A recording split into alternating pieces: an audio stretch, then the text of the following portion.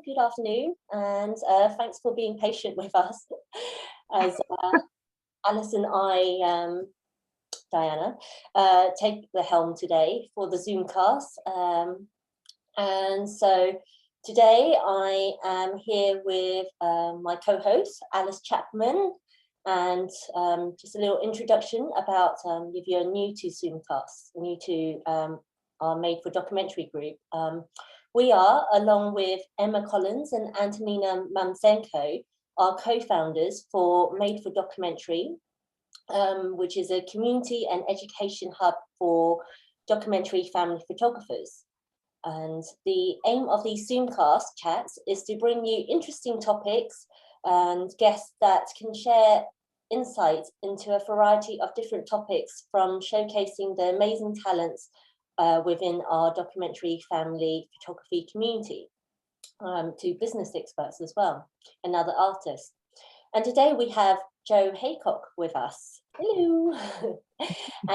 Jo is a documentary photographer based near Newport in South Wales, and her interest is in exploring relationships between people and the emotional connections that they have with their stories and the places that they live in. And we're really excited to have Jo speak to us today, particularly talking to us about her lockdown project, because we've not had many, unfortunately, many family client sessions. So it'd be lovely to hear about Jo's lockdown project, Through My Childhood Window, and also her other social documentary project work. So we're going to take it away and start off with asking Jo firstly talk us through your journey into photography. Could you share? I was thinking about this. It's really nice, I think, when you said that we were going to talk about this, it was really nice to just sit and think about where it all began. And actually there's like several points in my life to date that it all began, if that makes sense. I think probably the earliest would be through my dad. He's always been keen with a camera. My childhood was full of him lurking in the corner, not sounding too dodgy, lurking in the corner. Sorry, sounds awful.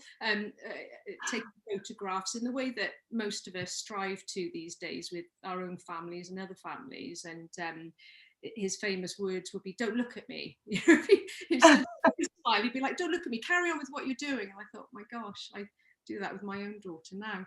And we lived for several years in Hong Kong as children. And that's when I first really remember him being interested in photography. And he would go off and take lots of street scenes and come back, and he took over. We had like a little bathroom in our flat in Hong Kong, and he turned it into a dark room. And I can remember on high days and holidays, I'd be allowed to sort of sit quietly in the corner and just watch the magic happen there. And my sister and I went back there a few years ago with our own children, and just went around all the sites that I was going to say, yeah, that's really helpful. We'll have a look at some of them. Yeah. That to see, so you can appreciate I'm being a bit slow. Can you see? Yeah. I'm going to bring up some photos of what your dad took whilst you're just saying it. Yeah, it's quite so it was a real mix. I mean, he was definitely into his street photography, and I can't think of a better place in this world, being, you know, sort of more than Hong Kong. There was just so much happening there. And so yeah, this is my dad's work, and he'd pretty much just have a camera around his neck and just be just shooting as he went. He'd often go off a lot alone. We wouldn't necessarily be there with him. And yeah, so my sister and I went back there. We took our daughters back there, I think it was 3 years ago, and just amazing. It felt that there's a lot of change, but it hadn't changed. Which one is your sister here? You're the one with the glasses. No, that's my sister. Oh. Yeah. Yeah, she's pulling the right way around there. She's pulling me along. But my dad built that rickshaw. Oh wow! Where he was there was part of a group that he was with. I can't remember what it was. Was it maybe for some rickshaw derby or something like that? But yes, that was. This is Hong Kong in the. I should know, but I only was in Hong Kong for a very short time before I came to England myself. So this was Hong Kong in the late 70s, yeah. Late 70s. And yeah, so that's when we were back there. That's actually Chung Hum Kok Beach, which was just around the corner where we lived. We actually broke into the apartment where we grew up while we were there. I shouldn't probably announce that on live Facebook, should I? Not the actual apartment, but the apartment block, and just sort of ran up to the door of where we lived, around the corner from that beach. And we used to go to that beach every day after school, and so it was one of the places we went to, my sister and the girls, to show them. And this is crazy busy Kowloon. Yeah, that was just so incredible. We had 3 weeks there all together. Star Ferry. Yeah, it's it's So it sounds like from your dad's an amazing street photography work that you shared those photographs, and that you got that sort of where you got your love of photography. Yeah, that's sort of where it started. That's where, and then we moved back to Wales then. And then sort of moving on several years, I got into the surfing scene, which was great. Me and a group of lads, we just sort of go off whenever we could, traveling around surfing, and mostly in this country, but sometimes overseas. And I was always the one holding a camera. It was like those halcyon days when we look back on those times, and all these lads are, sort of married, gone off, lived their own lives since. And then whenever they've got married, they've come to me with, oh, have you got the pictures of so-and-so, because I'm best man. And so I bring out all these pictures. So, sort of just like the power of recording those times and looking back on those times. And then sort of, again, so these are just points of when I just kept falling back in love with and finding photography again. And then another time was, I'd had quite a tough breakup in a relationship, and that was when I actually attended my first night class, and it was more sort of the community around it, just having something to do with my hands, and just that's when I learned how to use a dark room myself, and just remembered all those times with my dad. And I was also at the time working for the University of South Wales, and I was in the academic registry. And they'd moved the art department up to that campus, and they had like the entire basement of this art department was just a dark room. I mean, it was just incredible. So every lunchtime I'd be off and I'd be there sort of processing pictures, and yeah, it was that was another point. And then I'd moved on to another job. I was working in the press office at the BBC Wales. And I took voluntary redundancy some years later, and I think it might be just a Welsh thing, but we have something called React funding. So when you're leaving a job, the government will give you some money to retrain in whatever it is you want to. And I thought, you know what, this is good. This is the time. It's been reduced quite a bit, I think, in recent years, but this is the time I'm going to do it. And so I found some workshops. I thought at the time, I didn't really want to do, sort of full-time study. I just wanted to submerge myself in the genre that I was just really interested in at that point. And so I found a series of workshops with the London School of Photography. And one of them was like photojournalism. It was for a couple of weeks. And so this, I always liken it to a scene out of Gavin and Stacey, me being Stacey. So I hopped on a Monday morning train. I hopped on a Monday morning train. I'm like, great, no responsibilities. This is me time. Got there for, I think it was on Tottenham Court Road, the studio was, and I got there with my little cup of Costa coffee. I'm like, hello, I'm here. It's like 10 o'clock, notebook out, camera at the ready.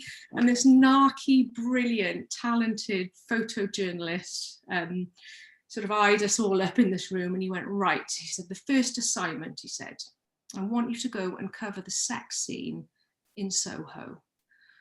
I was like, oh my God.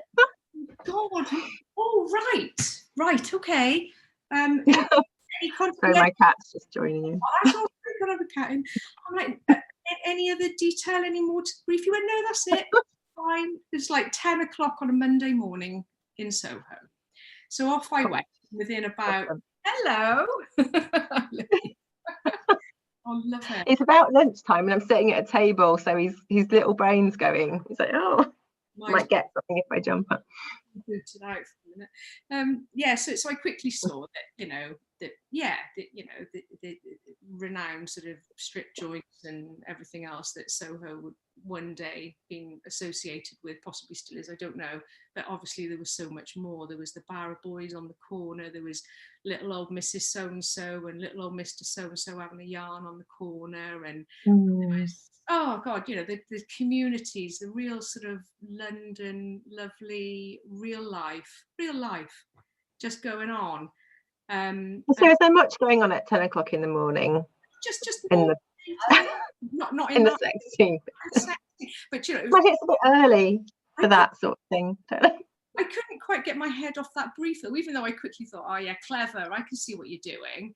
You're getting me to really look around and see what's happening. I know what you're up to this guy. Narky Cypriot, brilliant man. I love him to pieces.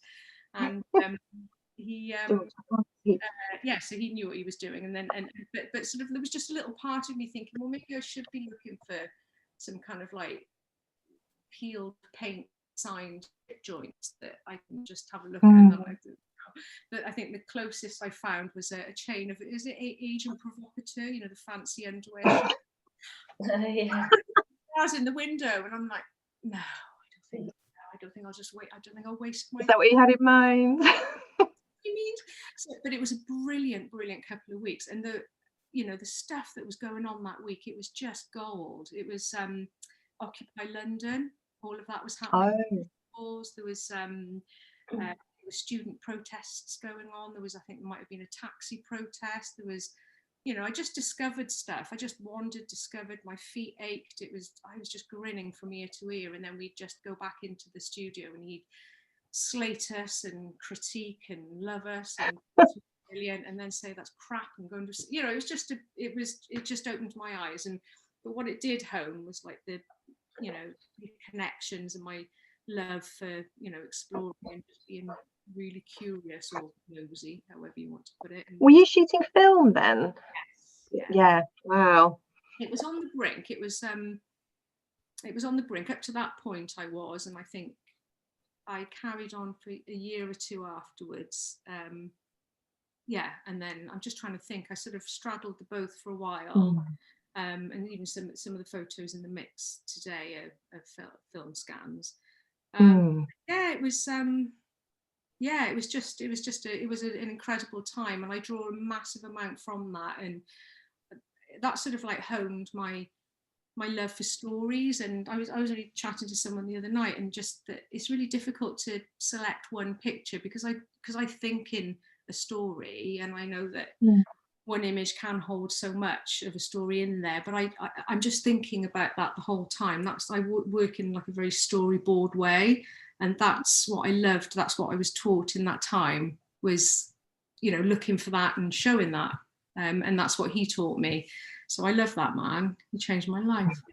My sexy. I think that's why you're so drawn to projects. That's stepping back and telling a longer story through a set of photos. Most definitely, and just even is it Borough Market? Oh gosh, I went there for the first time in my life, and just watching people. I think that's where I learned to watch people, and we're all very fast paced, and we all fall into that easily. But that reminds me. I look back on that time, and that reminds me to slow stuff down and just absorb. I know, we're busy people, we multitask, we're parents, we work, we have to earn money, and it's difficult sometimes, but those few weeks gave me that space to do that. Yeah. Amazing. That sounds amazing. I think one of the things that really comes through in your work is a sense of place and community, which we can get onto in a bit, but I guess that was a perfect assignment at that time then. Yeah, and and that's the other thing as well, is that, you know, with it, like that time that Occupy London was going on, and I was looking through the pictures that I took of that time, and I've got very few looking down on it as a mass. You know, you don't, with my work, you're there from that, you don't get a sense of the scale of how big Tent City was, because I was just in and out of those tents with different people. And, you know, chatting to this one guy who, I can't remember what he said he did, but, you know, you place these assumptions on communities that you don't know anything about. And a lot of these people lived all around the country, and they, you know, they held down incredibly important work. And then sort of weekends, for example, then they'd come out, they'd leave their tent there and they come back to Tent City and support. And so a lot of the stuff I've got are like moments and connections with the people that were living there, and the really quite bonkers characters. So yeah, I learned a lot, and I think that, again, you know, that's sort of my love of community and getting to know communities and the layers of their lives and how they come together is something that's perhaps started from that point. You know? Yeah. Oh, well, I think probably the project that you're most well known for is it Through My Childhood Window? Yes, Through My Childhood. Yeah. Oh my gosh, I still feel, we chatted this before we went live, I still feel quite overwhelmed with the response to that. So a little bit, probably about a year, just under a year before that happened, before that started, should I say, my dad was diagnosed with CLL, which is like a slow and hopefully longer term manageable leukemia. And it just rocked all of our worlds, obviously.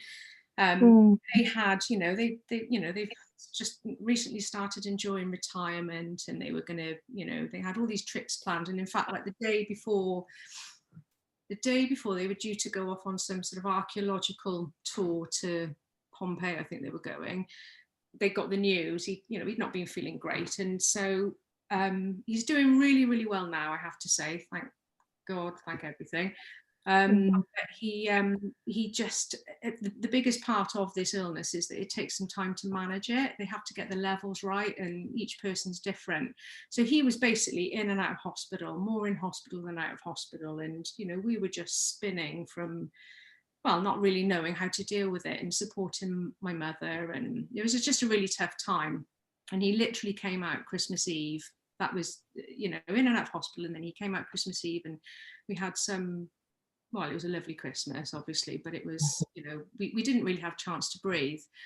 And then we went into a pandemic. And so it was just like, oh my God, just getting some normality. And that happened. And again, I think you just get used to going into a survival mode.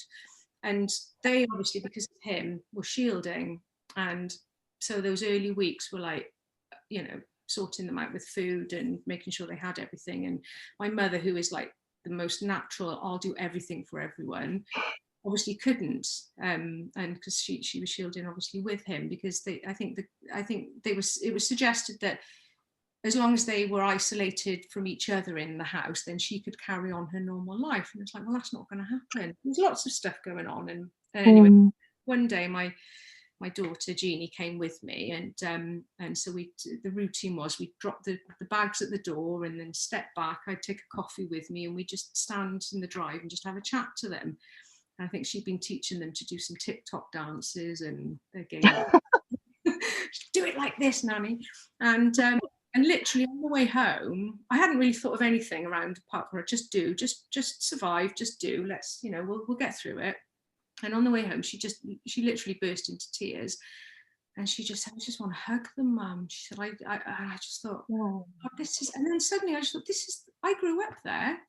I'm not, you know, the house that my sister and I and our families, our extended families, we go in and out, the back door's always open. You know, we just hang out there, high days and holidays, and we actually cannot go in this house.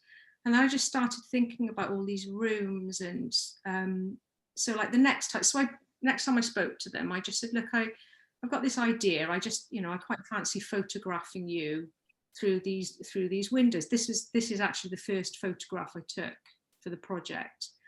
I just, you know, and didn't exactly know how it was going to go at this point. I just took the photograph, and when I was looking at it later, I thought, you can actually obviously see the outside world. So there's, I think that's probably quite an obvious outside world connecting in.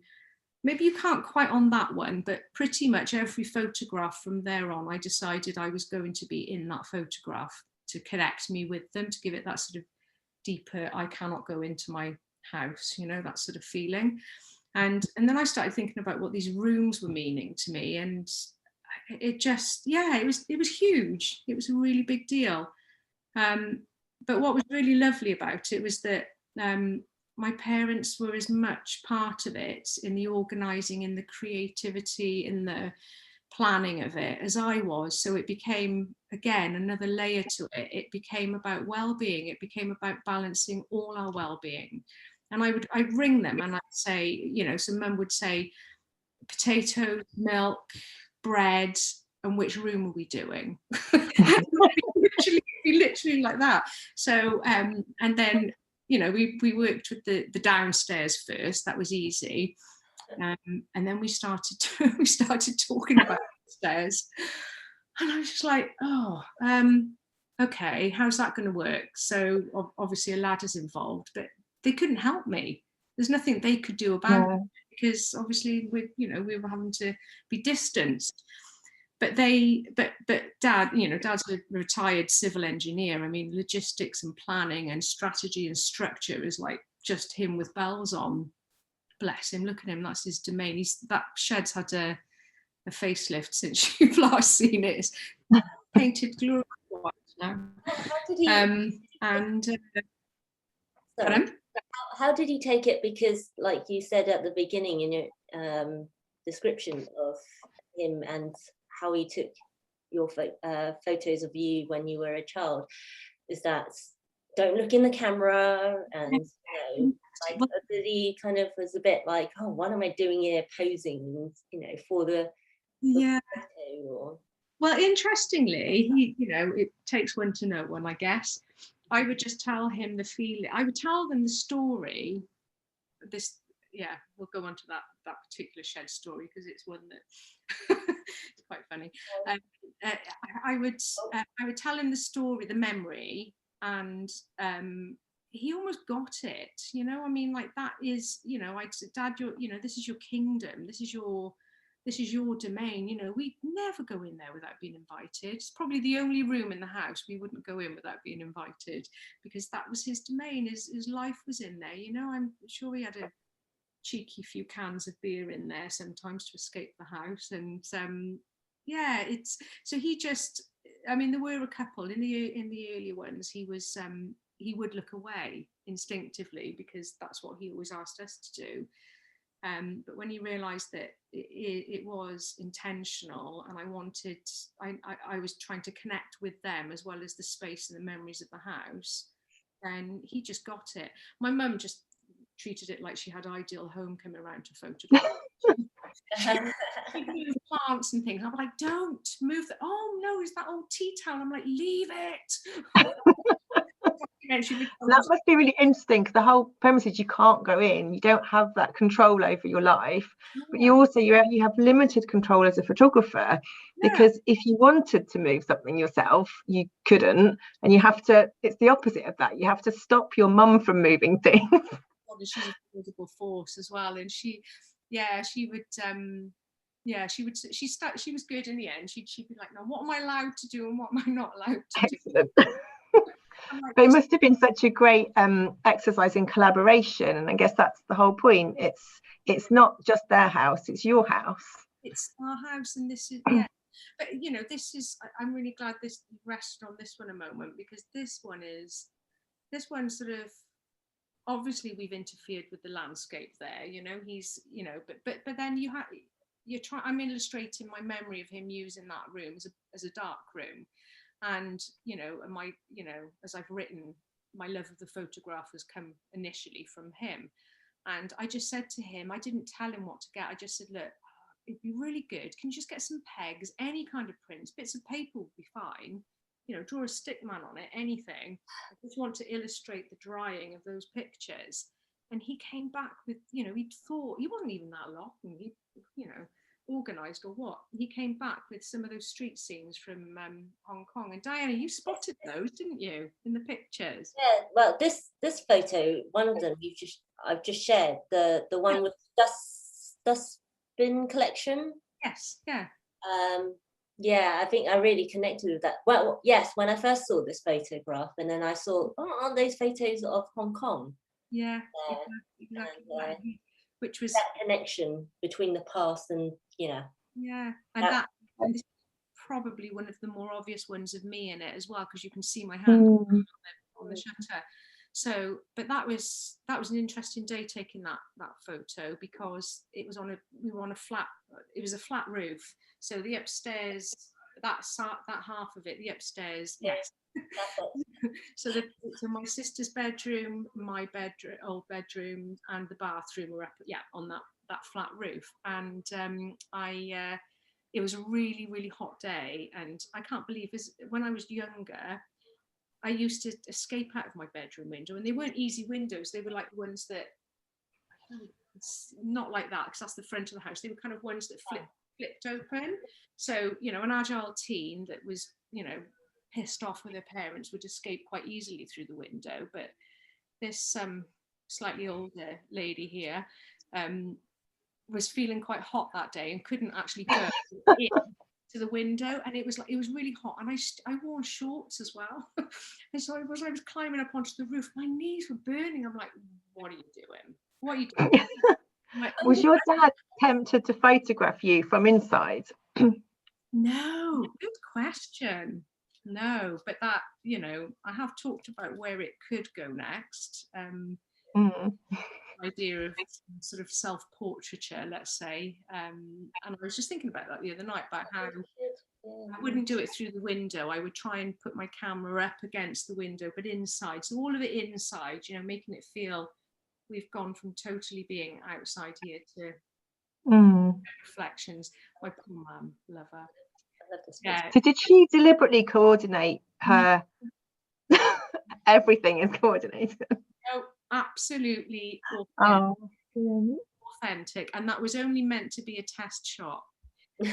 It's brilliant, isn't it? I love it. And it was only afterwards I thought, well, you know, I mean, obviously saw it and saw her in it, but afterwards just thought, God, you know, that genuinely those towels were hanging on the line, and she just started making masks. That was the next thing. I'm like, I need to give her something to do. So I emailed her a load of YouTube clips, and just, you know, gave her all the scrap material from our house and just said, crack on, we all need it. And that was her prototype. So you couldn't, you know, it was, and the rollers, obviously yellow and blue in the main, and she did. And I remember taking that and her saying, "You're never going to use that, are you?" And I said, "No, it's hanging in an exhibition. No, it's fine." So what I love about this is that, I mean, initially it was kind of like to get you all through this lockdown, and to you know, to help your parents, like, you know, kind of like occupy them, but also it gives you a lovely project to go through this connection and this meaning of this place where you grew up in. And then but it's growing, I mean, grown beyond, you know, your own little personal project, to then getting something like you mentioned about the exhibit, but also this photo with your dad. Why is he holding that magazine up? Oh, okay. So there's a couple of things that happened, two turning points within the project, if you like, that sort of made it get a bit more out there, let's say. And the first one was I started hashtagging Hold Still, from the Hold Still project, which obviously was Duchess of Cambridge and National Portrait Gallery. But and she's on that cover, isn't she? I think. Yes. We know her. so I was tagging that. I just thought I'll just tag that, and also obviously she's patron, isn't she, of the Royal Photographic Society, and there's another connection with that one which I'll come on to. But she, somewhere in there, she had gone on to Instagram, her own, sort of herself, and she started finding pictures that had been hashtagged Holston, and she commented on a couple of them. And so she commented on this one, and just in fact, actually, I'm going to read out what I wrote to this, because it's where have I put it? Okay. So I had a tricky time during my secondary school days, but that's a whole new photographic project for another day. I remember hoarding crisps, chocolate, and a flask of tea among the spiders and gardening tools late one school night, walking to the bus stop the next morning and meeting my best friend, turning around and sneaking down the side of the house with her into the sacred building that is my father's shed. We even had a radio with the top 40 pop musical charts, showing my age now, repeating all our favourite tunes, with a clear view to the kitchen window, and remembering to turn the volume down when my mother came out of the house to hang out the washing. I don't want to work the comedy factor too much of what was a pretty difficult time in my school life back then, but I do chuckle at the memory of this, and my parents now sighing with resignation and groaning with a, I really don't want to hear any more about this attitude. And so that was the comment, that was the caption for that picture on Instagram. And she came on and put, thank you for sharing your story. This time has really enabled us to stop, think and reminisce. But what I really laugh about is the fact that I said to my parents, don't worry, I said, because the royal household now know about your parenting faux pas around my school life. And basically, so she was like, oh my God, Joanna, she calls me. Joanna. And then what happened was, I think, the Hello magazine picked up all the pictures that she commented on. So there were several pictures that she'd personally commented upon, and they did a feature, the centre pages of Hello magazine, my father in his shed stands proud. That's fantastic. Have they got it framed on the wall at home? Actually, and I have to say, it's the only time I've ever bought a copy of Hello magazine. Oh God! So I took it to him and I said, right, come on, we have to. I said, you're going to have to hold it. So I think he looks quite proud. Yeah, I'm not quite sure. Yeah. Oh, I love the one of your mum holding the record as well. There's a story behind that one, I think, isn't there? Yeah, the Eagles one, or there's a couple. Yeah, the Eagles one was in fact, obviously we lived in Hong Kong, didn't we, for those years, and on the way back, when we left Hong Kong for good, we did a big road trip, and we did about a month, 6 weeks traveling around the States, and we literally, it's Route 66, isn't it?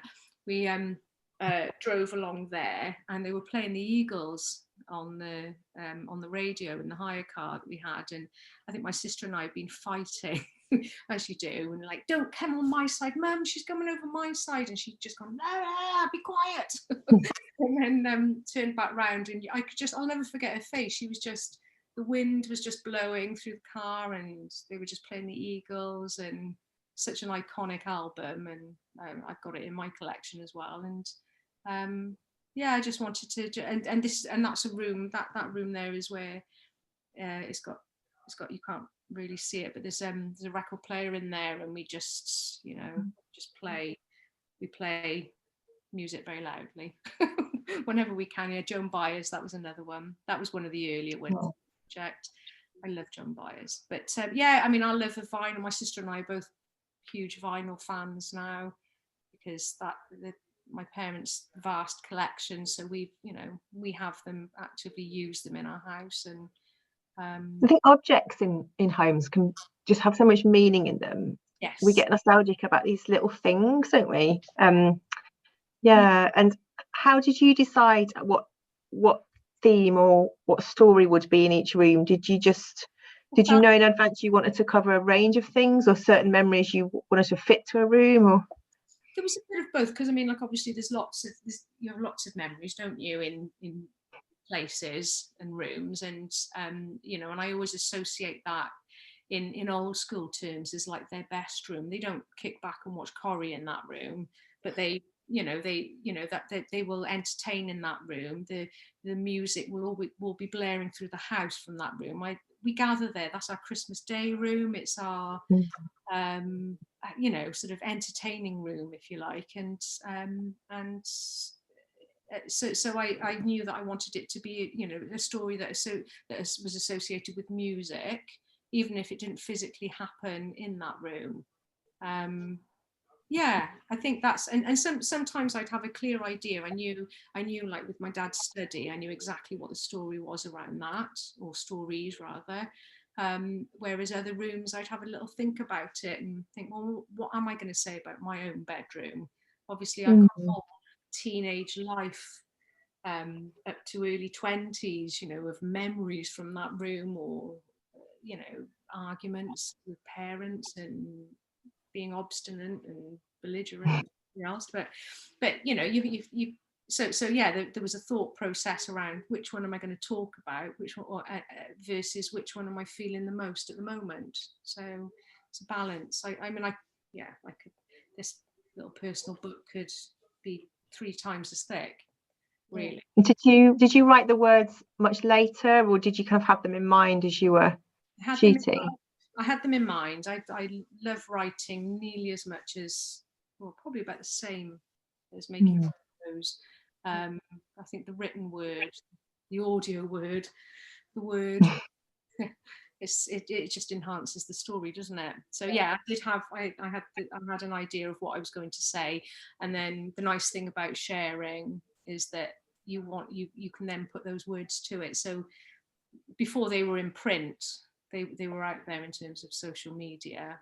And I wrote it, you know, I wrote a feature about the project, you know, into just more of from a journaling aspect, and that was lovely. That sort of leads me on probably to the second part of how this, you know, how this project got wings.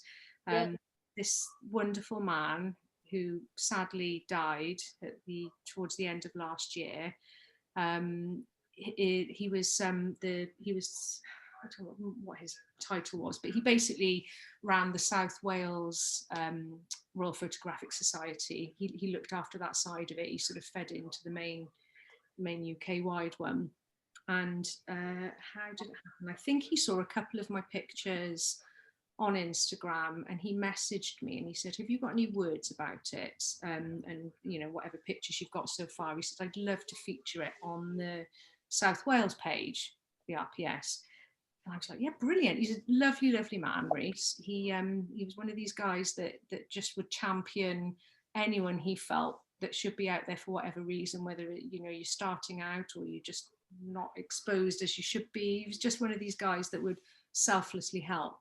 And so I sent him some stuff over and he put it on the main page. And then the main Photographic Society got in touch with him and said, well, actually, we'd like to put it on our front page. And that was just amazing. You know, people saw it and got in touch and talked about how it resonated with them. And that's the lovely thing about it, is something so personal. I didn't do it with anyone else in mind or what I thought people might want from it. It was just an incredibly personal journal, really.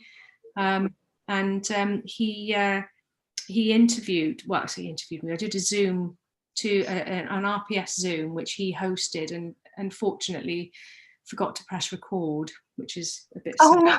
I can't. You know, like when you, no regrets. He said afterwards, he went, oh no, I forgot to record it. And I was just like, oh my God.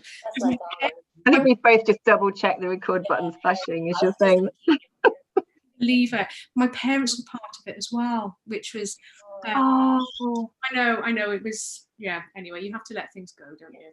So how did they feel about going from sort of, you know, becoming famous in an image to actually turning up to interviews and things? It's a whole other level of exposure. They are so game, bless them. I mean, Yeah, they're so game. I mean, as long as my dad's got a brief, he's tell me what you need me to say. I'm like, well, can't you just speak from the heart? That's not good enough, Jo. Tell me what.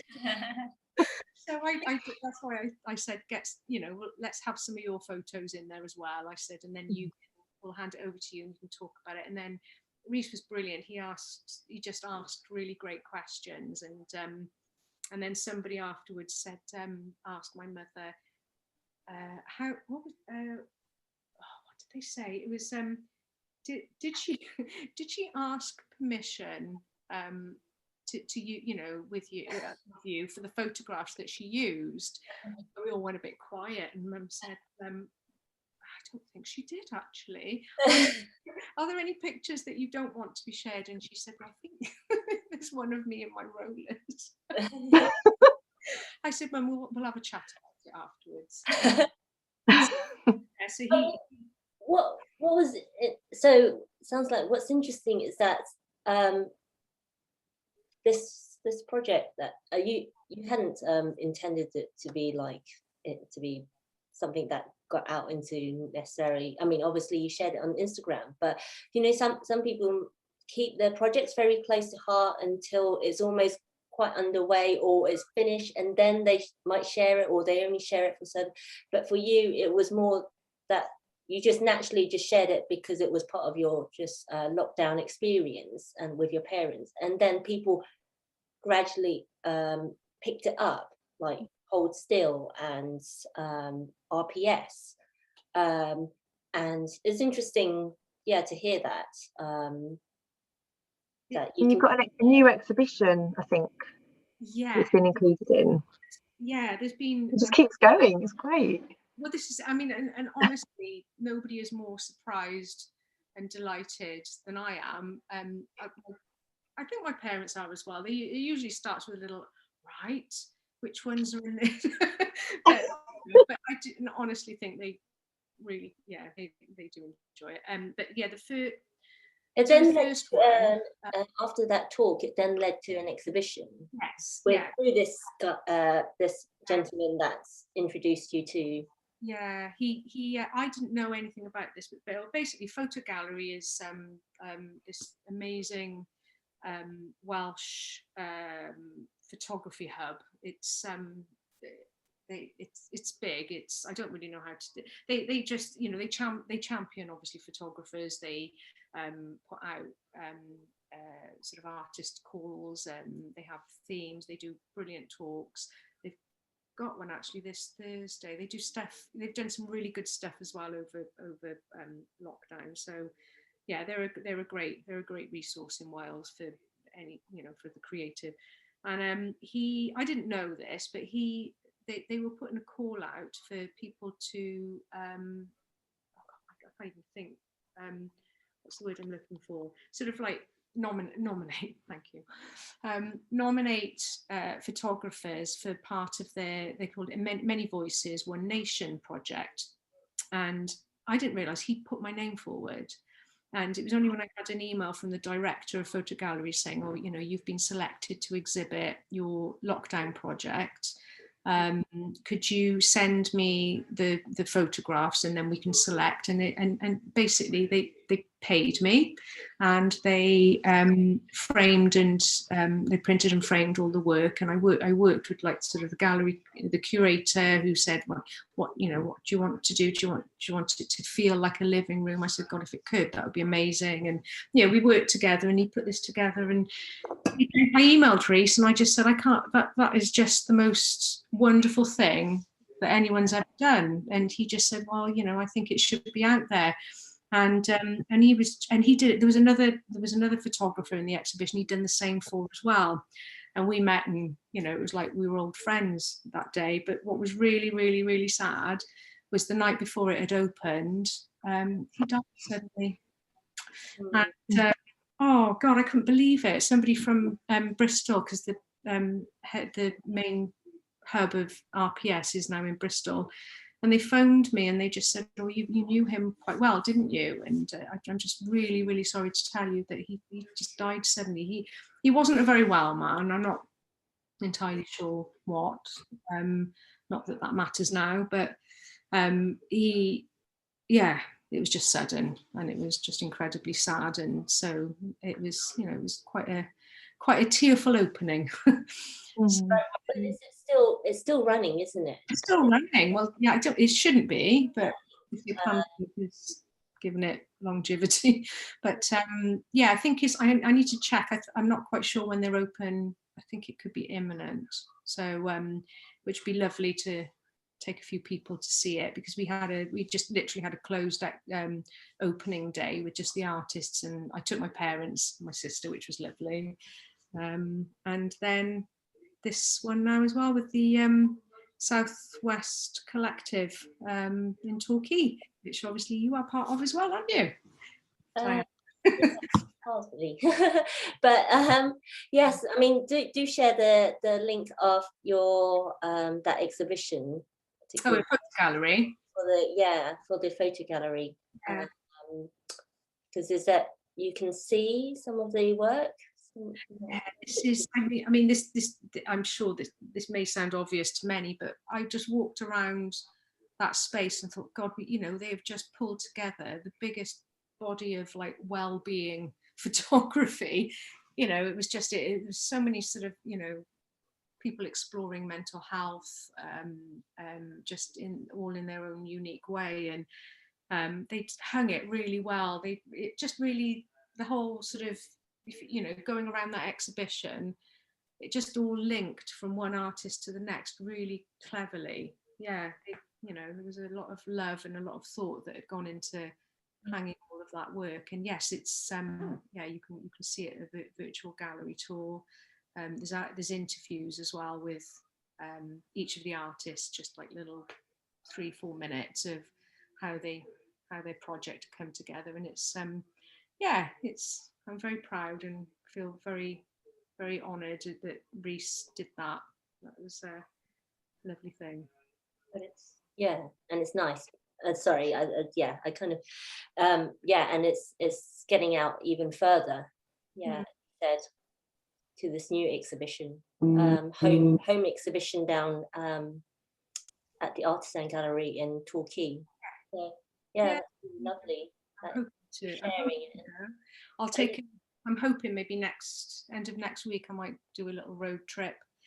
I'll take some photos for us. That's lovely. Yeah. And you said there's going to be a second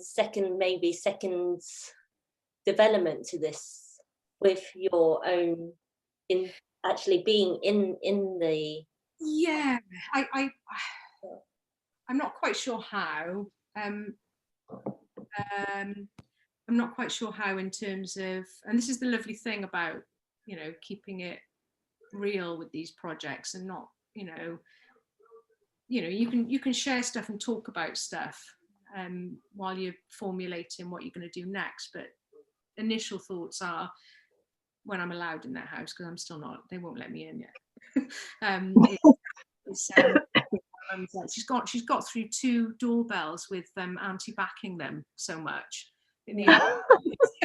Honestly, I was really not that long ago, and I'm like, your doorbell's not working, and it's my dad going, your mother keeps spraying it with Dettol. Brilliant. God. What does your sister think of it? My sister, she loves it. She actually said to me, she's a typical younger sister, you know, can you do this for us? Can you do that for us? And she did actually say, thank you for this. You've done it for me as much as you. And I said, yes, I have, you know. And she was. It was lovely seeing her face as obviously she's seen the pictures as I've gone along, and chatted to mum and dad about it as well. But just her coming to see that exhibition, she was quite emotional, which was lovely in a good way. I think there's something so emotional about the home that you grew up in, and what you said about in Hong Kong, that you potentially slightly might have broken in to somewhere. But does anyone else ever like Google houses or Rightmove, look up houses that you used to live in? I do that all the time, like student houses I lived in, or maybe like relatives' houses that aren't in the family anymore. Yeah.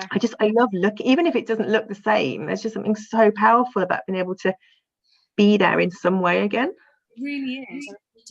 We did, yeah, with our apartment that we grew up in Hong Kong, and so we got the taxi to drop us outside the apartment, and on the way, I think I'm trying to work out which way around it was. It was gated. It changed a lot. Obviously, we're talking a couple of decades on, and we'd gone to the beach, and we sort of reacquainted ourselves with Chung Beach. It was like, oh my God, this is where we used to do this. And then on the way back, we walked back to the apartment, and the gates were like, just obviously somebody been in. The gates were open. So I looked at my sister. She went, "Oh my God, I know what you're thinking." I'm like, oh. So I said to the girl stood outside. I said, "Wait there." So we went in, and we walked up. It wasn't like a vast apartment, but they're only like 3 stories high, I think, with like a roof garden. So we just stood outside the door for a minute of the actual apartment, and I went to knock, and then you could hear voices, and it was like, well, and I think they might have been Filipino, and they I thought no, it's not fair to try and explain, in a language that neither of us was speaking in common. It's not working. It's not. No, leave it. And so we just sort of like looked at that door and thought, wow. But that would have been amazing. But yes, I've been on Google Maps and been on that apartment so many times. So. Yeah. The house I lived in when I was a baby is a holiday cottage, or was a holiday cottage, and I sometimes look that one up. I think that just never goes away, that emotional connection with the home that you used to live in, especially when you were a kid. Yeah, it's strong. It holds so much, doesn't it? And so yeah, I mean, like going back to this house, this sort of more recent family home, I when I can go in, I'll do some. I think something around self-portraiture, with or and without them. I don't know yet. But that recreating those rooms, maybe some more stories. I'm not sure, and that's the nice thing about it. And that's why when anyone says, when do you know when a project's finished? I've got no idea. I'm crying. I want them to go on. They might have a new set of wings. They might just naturally just end. I don't know. Well, you've got your book that's a finished book, so I guess you have to think when you do the next thing, that has to be not just a few, but another set, perhaps. Yes. Yeah. Which is, I would love it. I mean, I think it's the power of getting stuff into that we do in anyway, isn't there? There's so many layers around that. But I mean, I would love this to be a more of a finished book. This was something I did a few copies of it mainly for Christmas presents for the family, and just to see what it's like and test it out and look at photo friends. And just to because there was as many words, if not more words than images, it just seemed a natural place to put them all. But yes, I think such a great storyteller that you just have so many stories, I feel, within you whenever you chat, that I think it'd be lovely to, particularly when it's so personal as well. There's just ongoing, it could be, and the best projects tends to be the ones that are most personal to you, that you have most access to, that can just keep on growing and going off in different directions and hopefully taking wings, as you say. And I think that's something that I would say to anyone if they were starting a personal project. And I think of this in myself as well. It's like, if you make it your own story, then that's really special. And it doesn't have to be something that necessarily has affected you personally in your family. It can be something that you're just utterly passionate about, because if you've got that, then the rest is just a really nice surprise, and you stay true to that. And I mean, I am naturally curious, nosy. I want to find out about things. I love interactions between people. I love looking at something and knowing that there's more to it than that, and wanting to know more about it, and thinking about how I can visualize it or write about it or both. Do you like have a head full of ideas for documentary projects, social documentary projects? Because you've done quite a few, haven't you? Should we talk about some of those other projects that you've sent lots of us to us, and we'd love to cover quite a few of them. We've got time to have a look at a couple, maybe. You choose.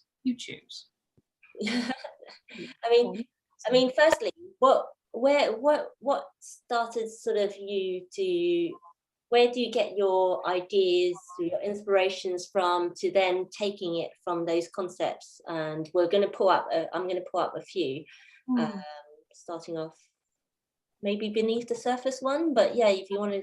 Now that's actually that's a nice one to illustrate, if you like.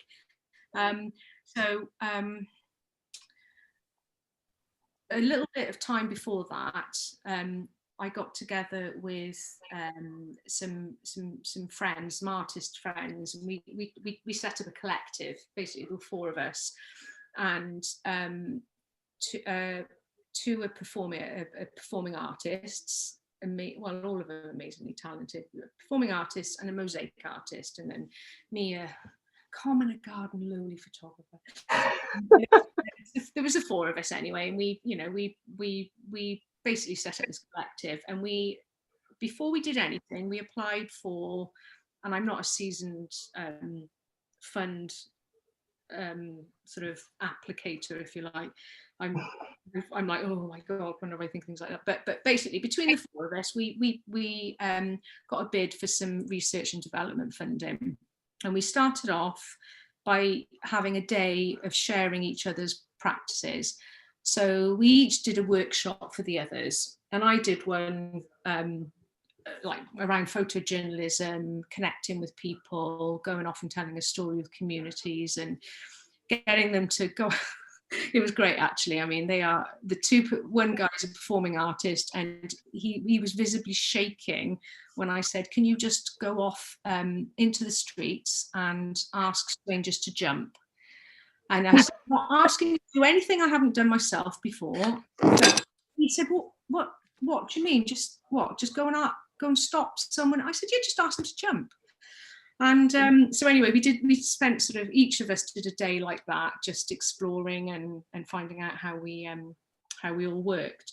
And then from that, we got a bigger grant, and we put on this. We wanted to do like a season of, like a festival almost of events and exhibitions, and we'd called it Beneath the Surface. And Newport's it's an amazing place, really. It's kind of quite edgy. It's got like a massive arts community. Not that it doesn't show itself off in the way it should do with the arts community, because there's just such a lot of people telling their own stories, and theatre performances, workshops, everything. You don't see anywhere near as much as I know there is out there.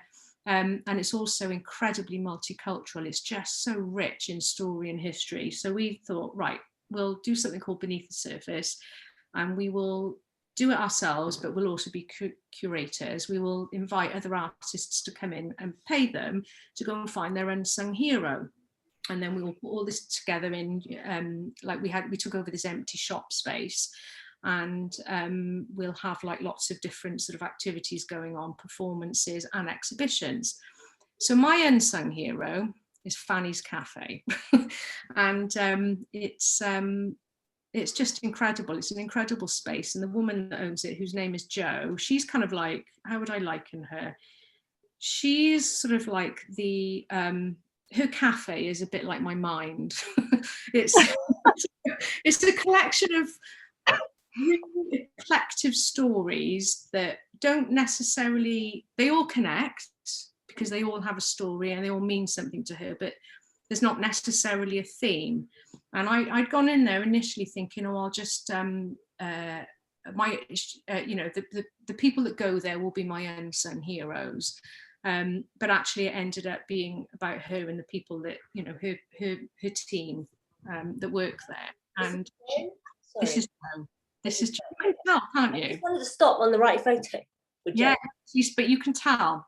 But look at her face. It's just incredible. So I spent about 2 months having the best poached eggs on toast ever. In fact, she's in a beautiful Newport accent. She went, "Jo, my love, you've got poached eggs on toast and Americanos for life now." Excellent. So the one with them, there's a one with like your red mounted pictures on the wall. So did you then display the pictures or exhibit the pictures in the location which is the subject of them? So in her cafe, and this is the empty shop now. This is the exhibition space. In her cafe, she's got a jukebox. She's got a load of vinyl on the wall. I think it was more husband than it, but just like loads of, they're obviously big film buffs and big musos, and they, basically if she likes it and it's got a story, it goes up on display.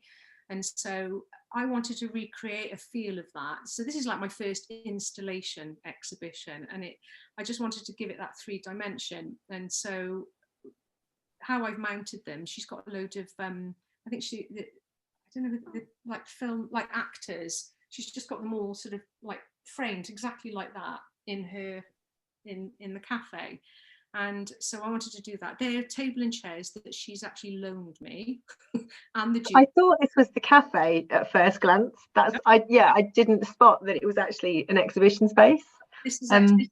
Yeah. And those records, you can't see them. I have got others. I'm not organised enough really, but each one of those records, I went to the charity shops and like really, the really scratched records that you can just buy for about 10p and they're not playable. I got white marker and I wrote the stories that the people that she told me and that others told me, that people could, because I like to touch stuff. I'm one of these annoying people off in museums and galleries because I want to touch a Van Gogh or something, and you could pull down the records and just read them like this and just I love that. What they were about. This is, I have to sort of shout out to some of the other artists that were there. And my friend Steph, she did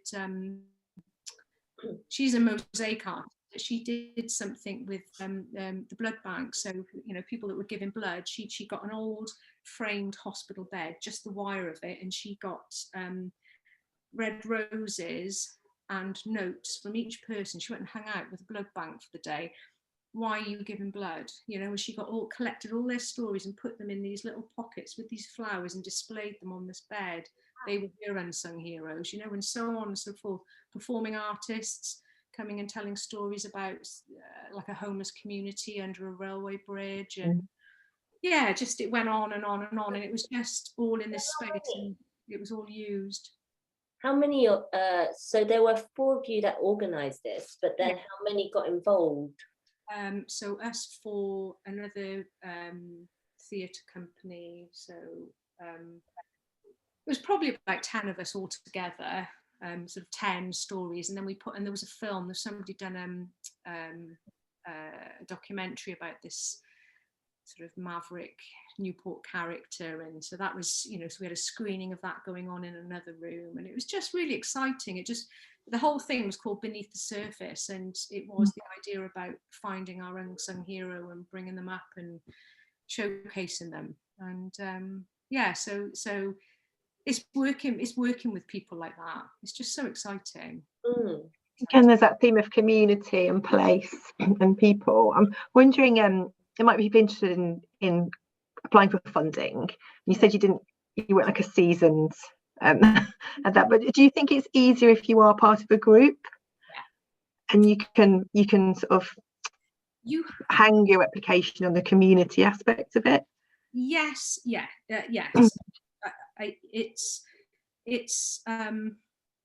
It's easier to do it when there's a group of you, I think.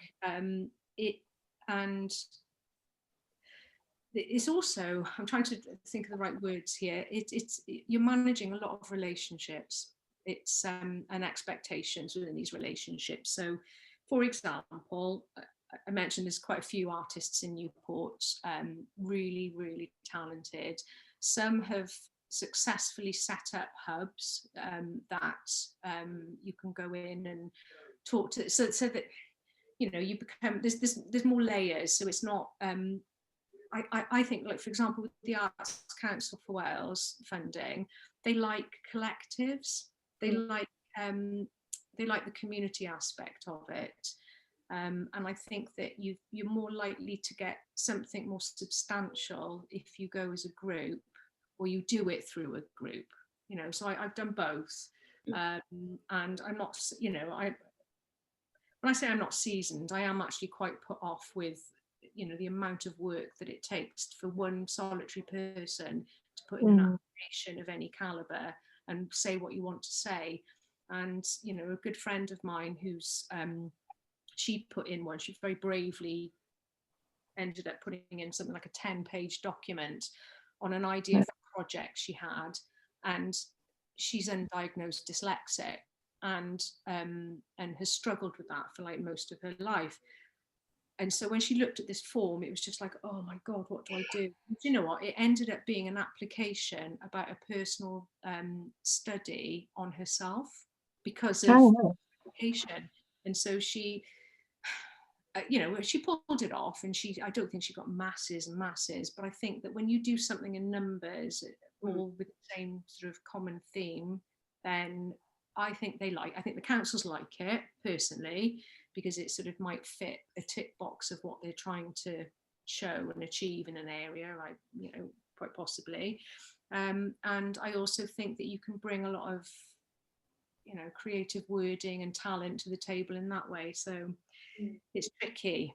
It's tricky. It can be done. And I think that, you know, if you feel that strongly about it, set one up. set up. You know, it's if you haven't got one in your area, but it's about fusing those relationships first, and you never stop. You know, you always, you know, I've got a group of clever friends, talented friends, but you know, you're always, if you become interested in something, then, you know, we're all quick to try and find our tribe, whatever term on Instagram. Find your tribe in real life, you know. I'm going to change this to the next project that we're going to share, but I just want to say that I really loved how, and it's unusual, I think I've not come across like 3D exhibitions. Oh yeah, that you've created, and it really does place the sense of place and the relationships and the connection to the story.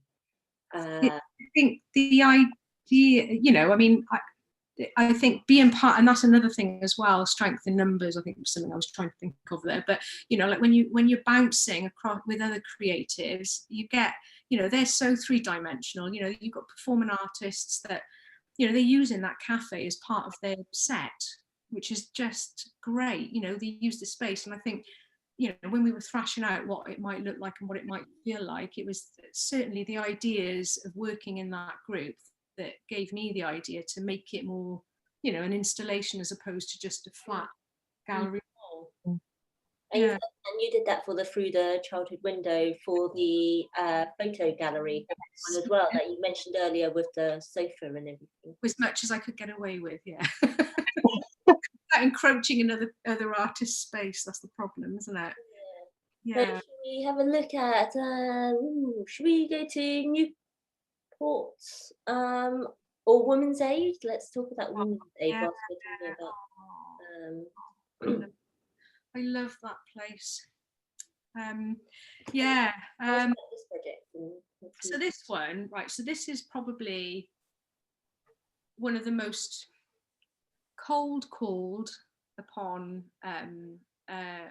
projects that is just probably the biggest legacy still to date. It's something that I measure everything against this.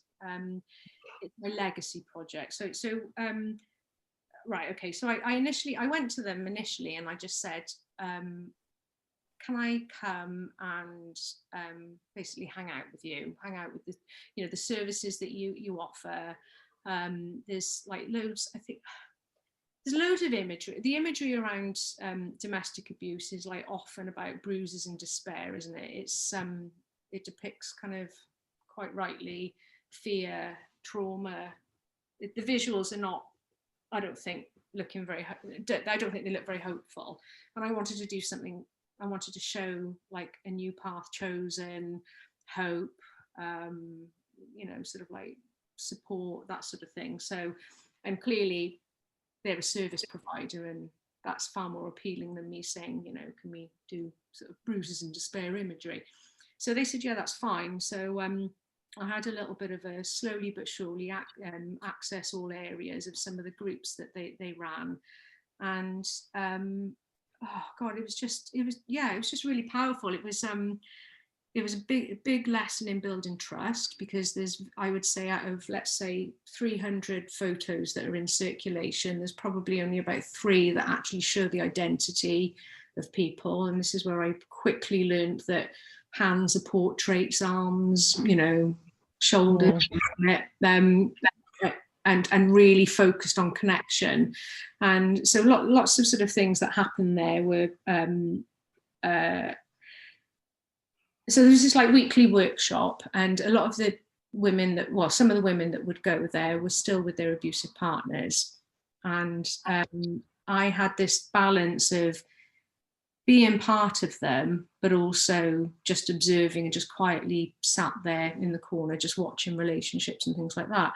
And it was one day, do you remember all the 50 Shades of Grey trilogy? And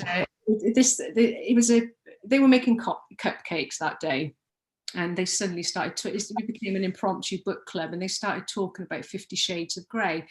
And this one woman, sort of real character, I think she definitely was still living with her abusive partner, and she just cast her head around to the back of the room. I was just sat there, and she just said, "Have you read any of those, Jo?" And I wanted to jump up and down and cry, and because for me that was just the affirmation that she knows I'm there. She knows I'm there. She trusts me, but she also, you know, they were just getting on and being themselves. So there was a lot of, you know, there was a lot of stuff around sort of building trust, you know, looking at their own connections and watching them just support each other, really. And they also did, there was a children's part called the Hands Off Project. And so they would get the families of the children without parents to come in and do this. It was like a 10-week rolling program. And at the end of they go through all of these things. What does domestic abuse look like? Do you miss daddy? What do you want to say? Just exploring emotions around it, giving them a voice to just be really, really honest about how they're feeling. And at the end of the 10 weeks, they had, that's what that picture of the cupcake and the candles are. They had like a little ceremony, and the kids would sort of light a candle for the future and write a card anonymously for the next child that would come and take part in that program. So powerful, makes me cry thinking about it. And then the other thing, that's the card there. I mean, oh my God. So I had to just be really careful about making sure that they weren't identifiable at all. Some of them unfortunately would quite likely go back and live within that environment, but at least they had that break. They had that chance to talk about how they felt, and that was a big thing that women's aid group were doing. We're trying to sort of educate young and just talk about things. And then they had another one called the Freedom Program, which was devised by I think she was a former sort of prison officer, I might get this wrong, called Pat Craven, but basically she devised this thing called the Freedom Program and looked at the characteristics of an abuser, and they fell into different categories, like the controller, the king of the castle, and each perpetrator, if you like, had quite stereotypical characteristics. And this Freedom Program was again a drop-in group where the women could come and they would cover each type of perpetrator, and then they would get to share stuff. And so my master plan was to go in with my camera and just wait a little bit and then hear the stories and then say, do you mind if I photograph your hands, your backs of you, all that sort of thing. And it never happened, because I would hear these women's stories, and this one was saying that she said, oh, it was my birthday, she said, and he'd arranged a party with all his friends to come round, and she said, and I sat and I watched them get drunk, and as soon as they were like completely passed out, she said, I had my bag packed, she said, and I walked out of the door, she said, and that was my birthday present to myself. I I went and sat in my car afterwards, and I just literally howled like a baby. I was just like, oh my God. And I knew then, I thought, I'll keep going, because they said, are you going to come next week? I thought, well, I'm never going to take a photograph of them in that environment ever. So these are staged. That is in a refuge. That is a real refuge, and that is a real client at that time. But it was done to illustrate, and the freedom program, the women holding arms around each other, is also from that, and that one as well. Yeah, that one. These are all to illustrate the freedom program, because my camera never came out of the bag for that time. So I learned so much stuff, and but also what was really good about this project is it ended up being funded, because somewhere in there they did have, just right time of year, I guess, because sometimes just before the new financial year, organisations are looking to spend, aren't they, before the next budget comes in. And it's a funny one. It always used to be part charity, part funded as a women's aid collective. So they did have some funding. And because I got a marketing background, I said, look, why don't we do some merchandise around it? So let's look at some more sort of inspirational branding, as opposed to, again, the bruises and despair. So we came up with really lovely positive words, simple words like can, shall, dance, will, and these became the graphics at the bottom of these images. And these images were on like bus backs, posters. It was a poster campaign. And each year they called it their groaningly inward annual general meeting, where the trustees would sit there for like an entire day giving presentations. And I just said, don't do that. Oh my God, don't do an awareness day. I've been in freedom programs, yoga, self-defense, cupcakes, 50 Shades of Grey, but I said, give people the taste of what you offer, that safe space. So they took over this big art centre in Newport. And so we had the images as an exhibition. They had taster sessions. They had merchandise, cleverly done, actually, with they'd used some of the branding that we'd made, like, for example, a nail file, and they would have like a nail salon, and then the number to Women's Aid, and it was a safety card for a woman that was in an abusive relationship and just perhaps at any point needed to run and ring someone quickly. So yeah, there's so much legacy, and then it all ended. It's never really ended, but the crescendo was Million Women Rise. So I joined a coach load of these incredible women, and in London every year.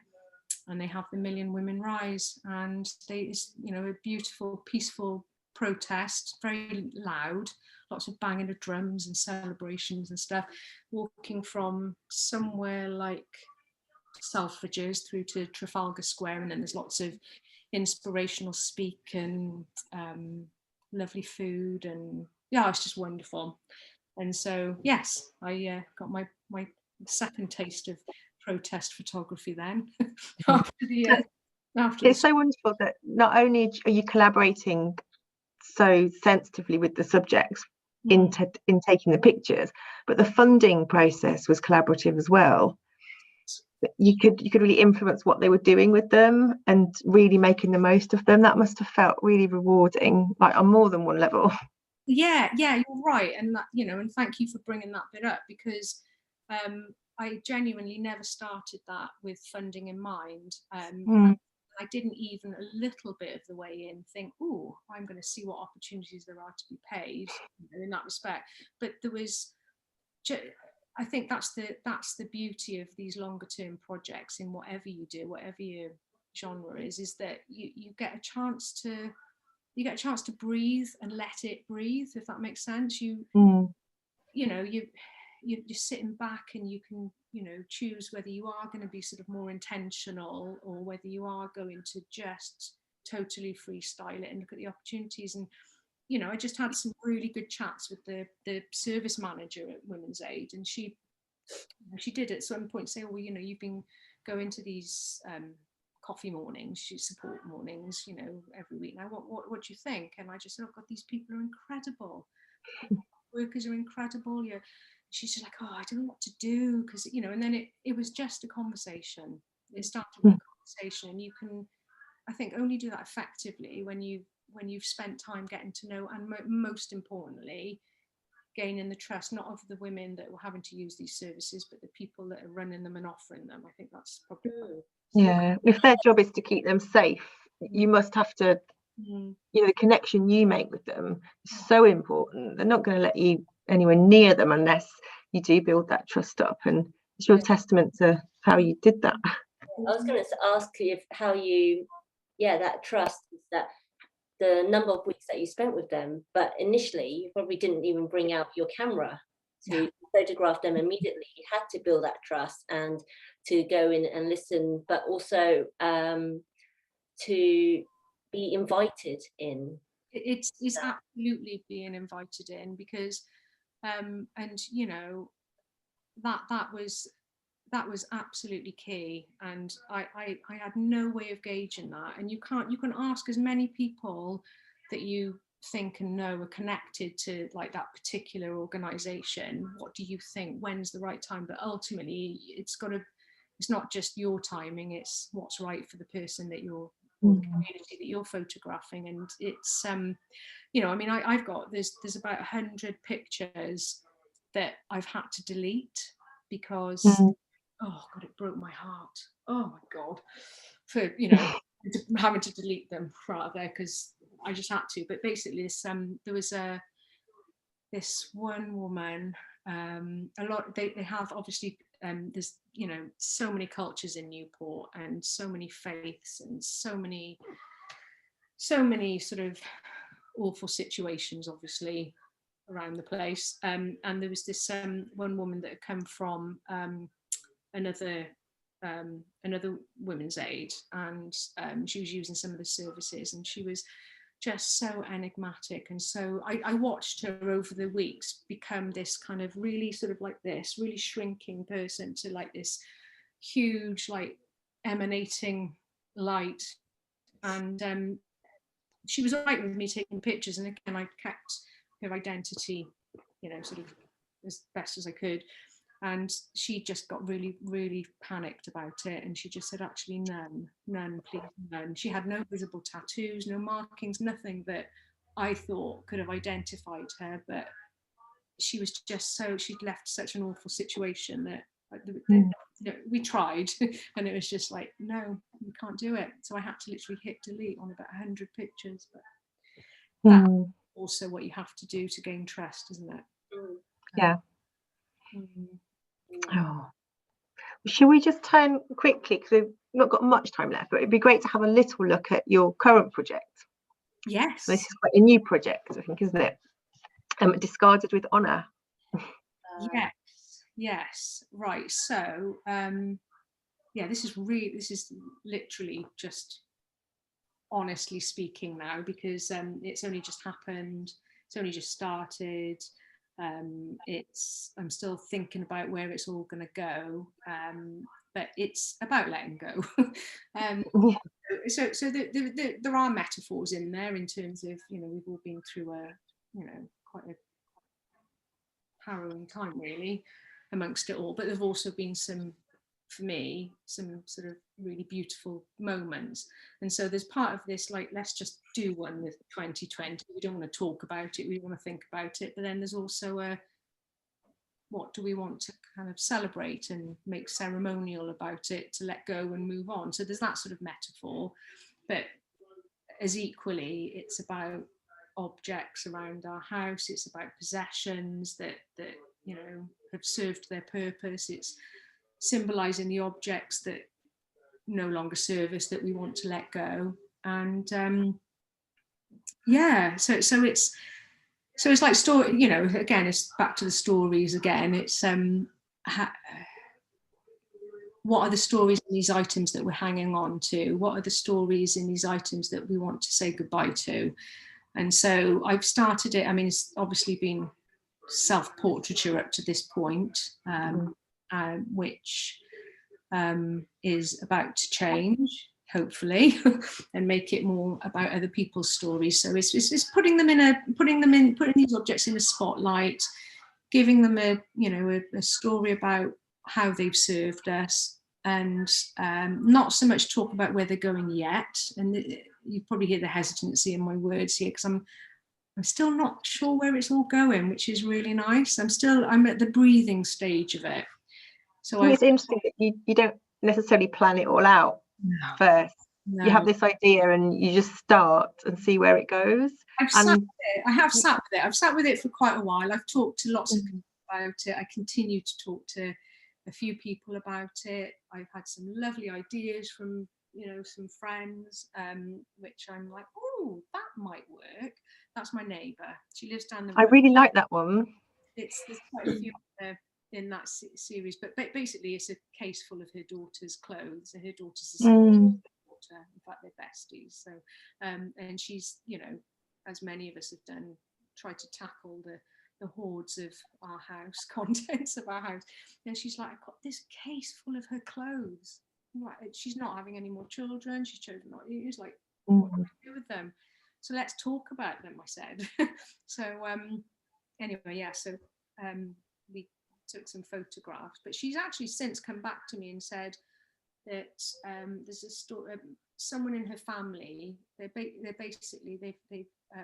daughter was quite young and she's expecting a baby, and initially there was talk about whether this baby might be put up for adoption, but the grandparents are now going to bring the child up, which is really beautiful. So this baby is going to remain within the family, and she's going to donate all these clothes to this new life that's coming out onto the scene, which is low. And she didn't know that at the time, but it's made her think about it, and that's what I want people to do. I want people to have the chance to think about the stuff that we keep, the stuff that we've got, and that, as I say, can be metaphorical or it can be physical. And visually, I want to, like I did with my little rubber duck or my daughter duck, I want to give it like a stage light, like a final curtain call. And oh yeah, so do we have a conversation about oversharing? Yes. So is this your grandmother's? This towel. See, now, I know that this is like really personal to me, but I could just feel my eyes prickling just looking at it. Yeah, so we were saying earlier, like sometimes the more personal something is, the more niche and personal and detailed, the more it actually resonates, and everyone starts to feel that. So it's just that, it's that towel. I mean, it's a lovely ornament, and it was the ornament that I chose when we were clearing her house after she died, and it was the one that I wanted to bring into our house because it reminds me of her.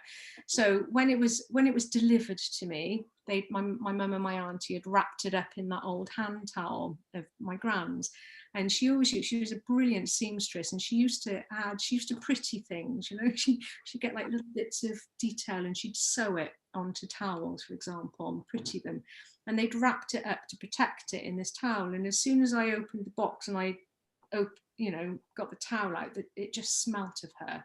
It was that faintly of her perfume, of her lovely laundered house. It was her house. It just smelt of her, and it was so strong that straight away I got a bag. I wrapped it in a plastic bag and I put it in that box and I put it in one of my drawers. And I thought, there we go. When I need to remember that smell, I'm going to pull it out and I'm going to inhale it. And I left it, and I always knew it was there. And then about a year passed, and I took it out, and the smell had gone. And I was just like, oh God. I was heartbroken, and I mean, I can smell it now. I'm talking about it, and I can smell it out, and I can smell her, so I know how strong scent is, even in memory.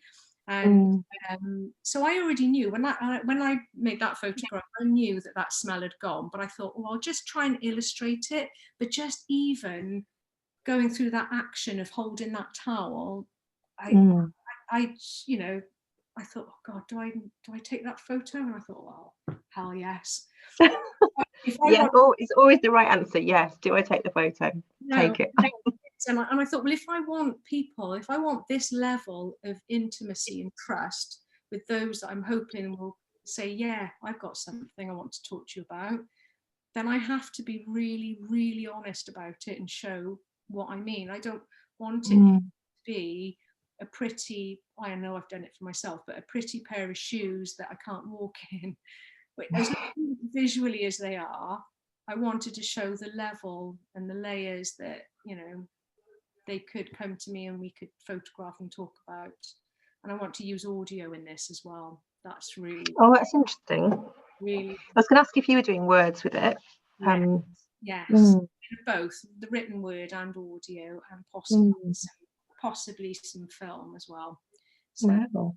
but again, this is what, you know, my heart is out there now, right here and now, because it's, although it's objective in its idea and what I want, I think it's important to keep it subjective so that you're not pigeonholing where it might go.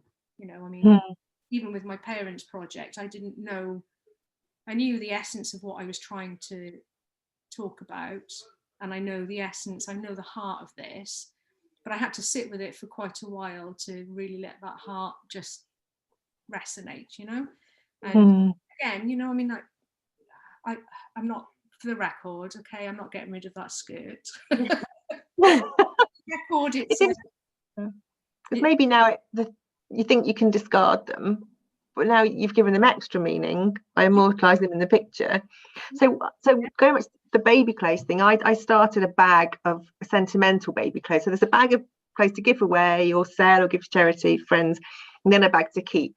Yeah. And I ended up having to like get a bigger bag and then another bag. But because I've kept them this long, then it's even harder to get rid of them. And they're not the things that are fancy. It's just the things they wore or they were in photographs. And that's the thing. Once you photograph an item, it just becomes, to me, it becomes more meaningful. This vicious circle of keeping stuff.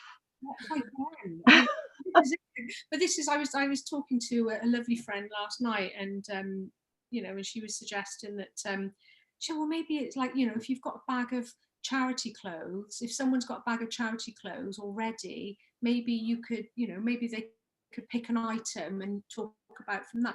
But as you were saying, it could be that, oh, actually that's not going in the charity bag anymore, and take it out again. So it could be having an effect, and that, but also that's really good as well. You know, it's what, you know, whether you're discarding it, and I know it's in, I guess the title is to really compound what it's about for those that don't know, but I mean, you know, you don't have to get rid of it.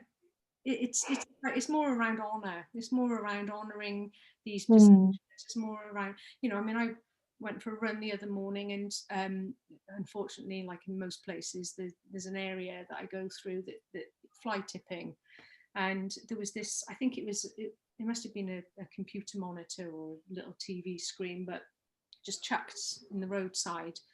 And I just stopped and I started like photographing it just with my iPhone, and I was just photographing it and imagining its story and giving it a story, because it's just been touched.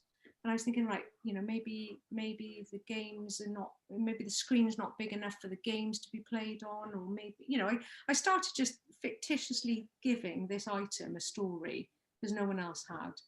And I think, I know. And then, but I think that's okay. That's okay. And I've already had people that have got in touch. I haven't actually done a call out yet. I'm still thinking about around it, but I have had people message me and talk about things, talk about items, talk about, particularly with my grandmother's towel, talk about clearing, you know, the power of, you know, a late grandparent's house and the memory that hold to them. And we were just saying now, weren't we, about homes that we grew up in and the connections with place and stuff, you know. Yeah, it's huge. It's powerful, isn't it? Yeah. Well, good luck getting participants to help. I'm sure when you put the call out, whether you do it locally or however you do it, it's going to be a really big success. Might even get in hello again, you never know. Oh my God. It depends if the Duchess is still talking to me now. She knows I used to Sky from school in my father's shop. Oh, Yeah, but it's lovely. It's lovely, this project, and yeah, I would love to hear how it goes when you make that call out. And I've got loads of little items. Oh, right. Well, there we go. Or something, but yeah, I mean, it's wonderful to hear you. Well, I think we're slightly, unless we have some questions in Facebook. No, I think we're pretty much. Yeah, somebody done. wanted to share the link of the photo gallery, so we'll do that after. Yeah. But yeah, we're just, it's been wonderful to hear you talk to us, and thanks very much, Jo. I mean, you're such an inspiring person in terms the way you just get up with these incredible ideas that you have, and just ability to go with them, regardless of where they might end up with. And yeah, I think that's really inspiring, because sometimes we just think that we want to, there has to be an intention somewhere. It has to be out in the world somewhere. It has to grow really big, and then sometimes that actually stops us from maybe starting off, but yeah, just also these collaborations that you make that are really important, connecting with your community, getting to know people and building that trust. Yeah, I think that's a testament to who you are as well. So yeah. To say, and I mean, I think in terms of projects, and I'm learning as I go on this, and we don't need to share everything out on social media. That's the other thing as well, is that we're all guilty of it, that we're making a photo or telling a story with an audience on social media in mind, and it's about sort of like just talking about it with real life people, whether that is over the internet personally, or whether it is in person, and just giving it time to breathe. I think that's probably the biggest thing, is just give that project time to breathe, give whatever idea you've got time to breathe, and that's what I try and do. Sometimes they just maybe get placed to one side because I've run out of steam for the minute, but that's okay too. It's just be true. Yeah. Well, thanks very Brilliant. much, Jo, and thank you for sharing those photos and projects with us. Yeah. Chat to you, ladies. Yeah, very compelling. So I'm going to now stop ending the recording, and then But bye, everyone. Thanks for watching, everybody. Thanks very much. Bye. If I know how to do it. I think so. Okay, I think I've stopped the live stream. I think you have.